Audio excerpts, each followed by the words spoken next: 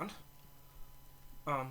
This presentation will be about Arab and Muslim American and their interaction with a Eurocentric form of therapy. And of course, to be able to understand that, we'll have to look at the meaning of both terms. For example, what does it mean to be an Arab? Or what does it mean to be a Muslim? Once we understand both terms, we could move forward into looking in the different stereotypes that a Muslim or an Arab American is subjected to or have been subjected to over the years,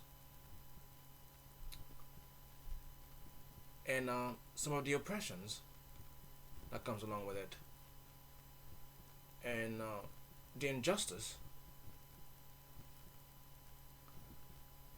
and how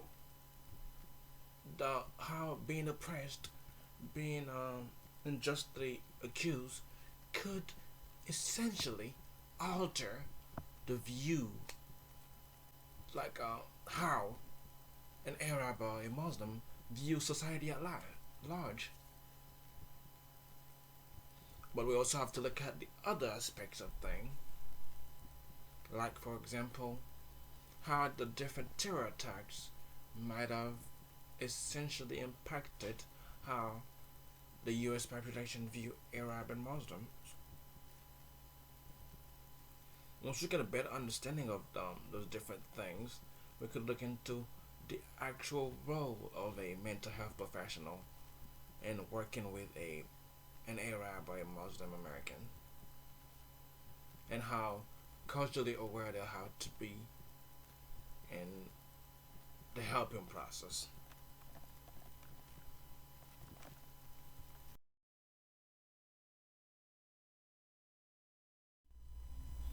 To get started, we'll look at the Western Eastern conflict. The relation between the West and the East has always been complex, doubtfully to say the least. The bottom line is we're different, and different is not necessarily a bad thing. But the problem with this conflict is because it has caused a lot of bloodshed, and it is still causing a lot more. This conflict is undeniably a religious conflict, and just like all of the previous conflict recorded in history, a lot of death is gonna be has been recorded associated with it.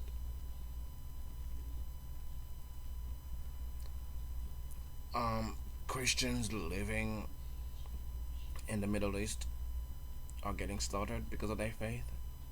Christians going over to the Middle East trying to advocate for their Christian brethren are also getting killed. And the Christian remains would understanding each other's religious values help. In a perfect world, maybe. The truth is, if someone is willing to go as far as murdering someone else in the name of of a religious belief, I don't think that person is could be considered as sane or able to empathize or gain understanding of someone else's value. And that's why it is probably not possible.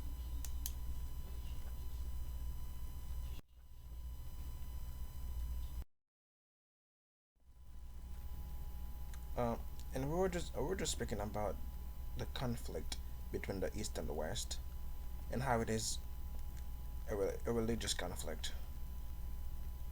I'm afraid it's not that simple.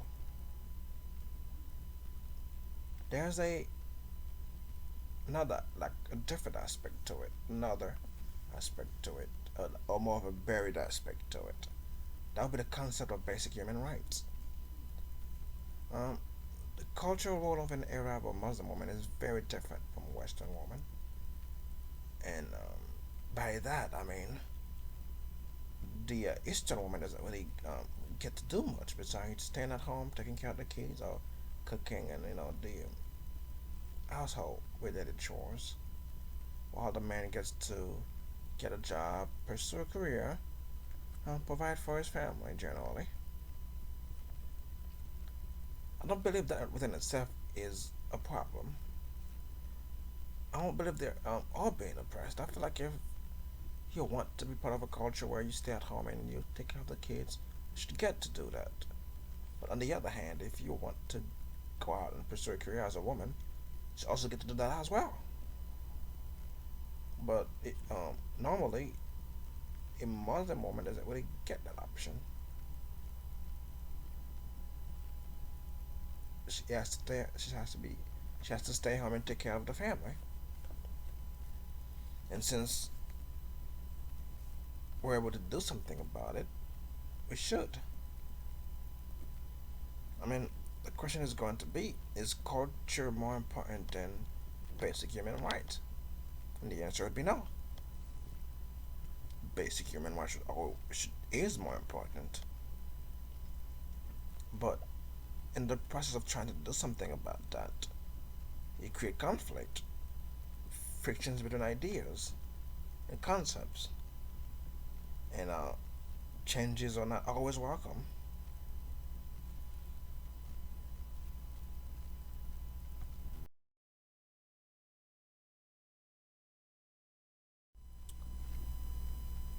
Amongst the many differences that exist between the East and the West, some of the two important ones would probably be collectivism versus individualism, and collectivism practiced in the East.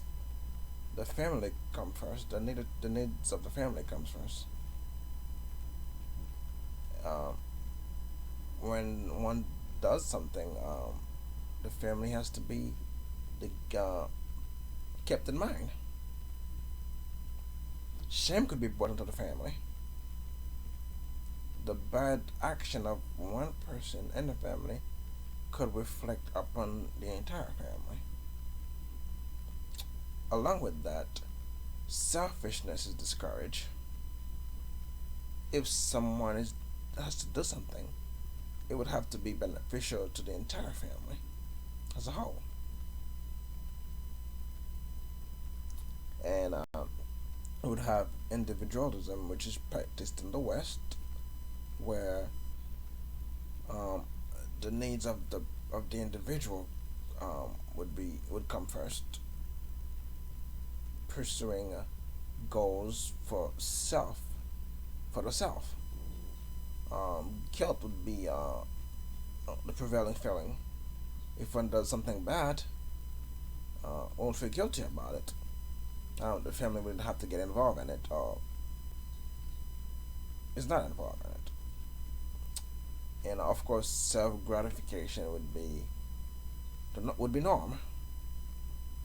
We want to be successful for the self, of course. I mean, we have a lot of misconceptions when it comes to Arab and Muslims. Those two terms are not interchangeable, as we often assume. Um, Being Arab would probably goes back to being from the Arabic Peninsula, which would probably include probably include Saudi Arabia, Yemen, and Oman. But being Muslim, on the other hand, could mean anything because it simply means being practicing the Islamic faith. and that is a right.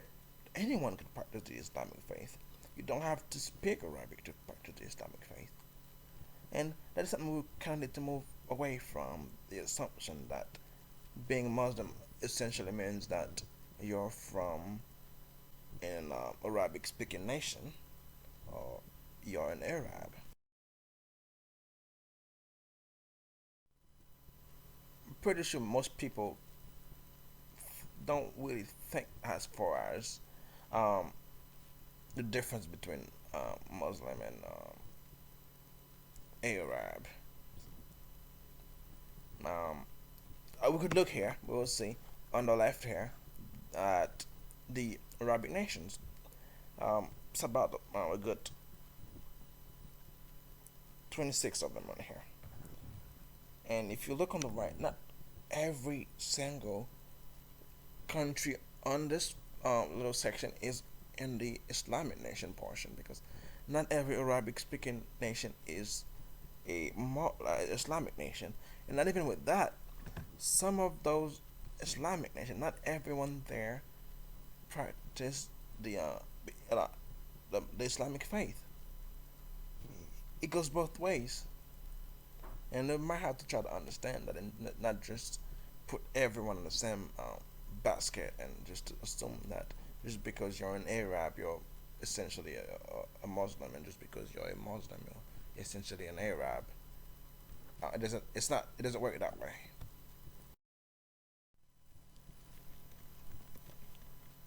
The different terror attacks impacted everyone greatly, and we had to grieve. And through our grievance, we turned our back on our fellow Arab and Muslim brothers living with us in the United States.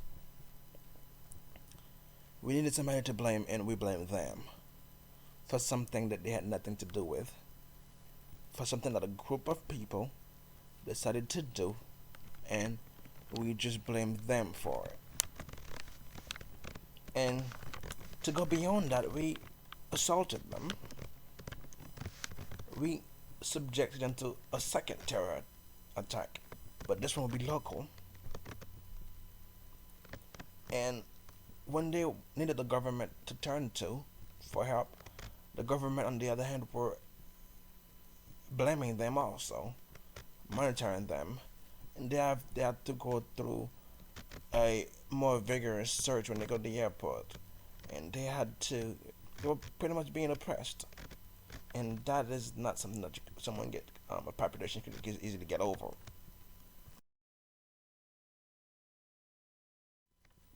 And that's what we'll be looking at. That's what we're looking at now. The effect of the oppression on Arab and Muslim, like what they had to go through after the different terror attacks. How they probably will not trust society because society turned on them, and they probably won't will not trust the government either because the government turned on them, and this will for a long time impact the way the Muslim or Arab population view society, just like society's views of Muslim and Arab were impacted by the different terror attacks.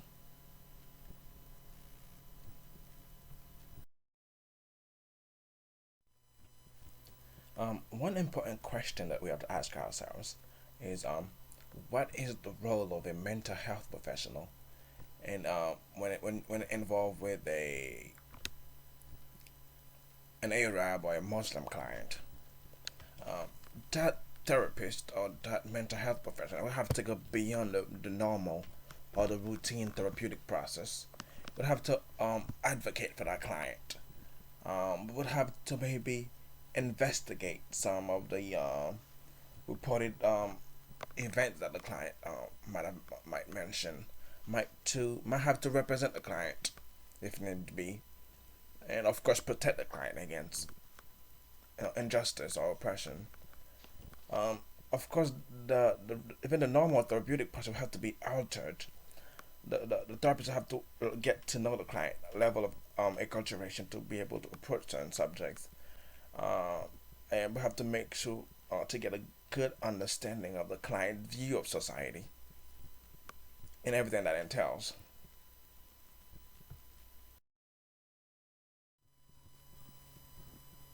For a mental health professional to be remotely culturally competent, that mental health professional would have to understand the different cultural barriers that the client is dealing with, which would eventually lead in helping that client overcome those different cultural barriers. And to really understand the barriers, the one has to understand the sources of those barriers. And once you understand those sources, but to even get to understand the sources, that cultural, that mental health professional will have to be culturally knowledgeable, will have to go out of his or her way to learn about that culture. And once that's done, uh, uh, that therapist or that mental health provider could essentially use culture as a base, as the base of the treatment. Create a relationship, which in turn would make a better therapeutic process. Generally speaking, when you think of therapy, we don't think of research. But in the grand scheme of things, research is very important when it comes to counseling or any form of therapy. Uh, we had like most of the methods and tools used in therapy had to have been researched to make sure that those methods or tools aren't gonna harm the client. And with in that spirit, we could eventually use research to help us figure out some good methods or tools to help in the counseling of Muslim and Arabs. We could research some things that could help us determine in a more systematic ways the level of acculturation of a Muslim or Arab client. Along with that, we could use research to incorporate some values of collectivism into our therapeutic process when counseling a Muslim or Arab client. This in turn proves how much we could use research to help further uh, our knowledge and our therapeutic process involving Muslim and Arabs.